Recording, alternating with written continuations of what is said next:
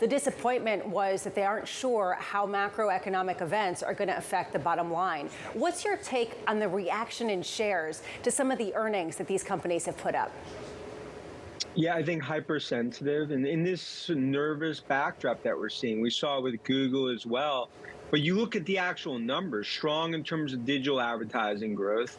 They're ramping up spending, and Meta's in a position of strength rather than weakness. So I think I think we're seeing overreactions in terms of specifically Google and Meta as well. And I think big cap tech, if you actually parse through earnings from cloud to digital advertising, it's strong. And I think that's something that's extremely important going into year end.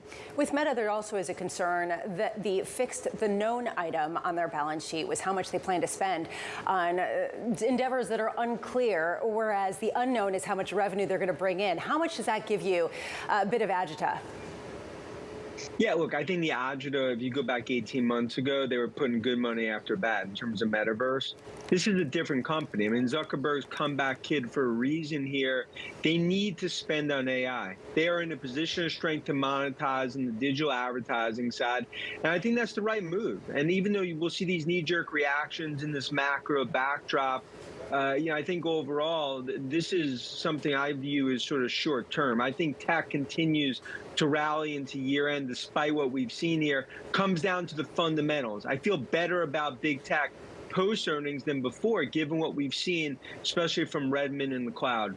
What about, Redmond in the cloud is one thing. Google, though, was a sort of different story, and I'm wondering how concerned you are about the fact that they don't seem to be catching up, at least when it comes to market share, to their bigger peers. Yeah, look, you don't like Michael Jordan because he's a baseball player. So, I mean, if you look at Google, you own it for digital advertising. That was actually better than expected. When I look at cloud, they're still probably 6 to 12 months from seeing an inflection point there, especially on the AI spend. I mean, obviously, when you compare it to sort of the golden, Redmond in terms of that cloud performance does not look good. But I think that was another overreaction in terms of digital advertising strong and cloud. That's still a business that's massively accelerated over the last few years. I think that's why investors, we've been sort of hand holding through these numbers. I think there's a buy and weakness.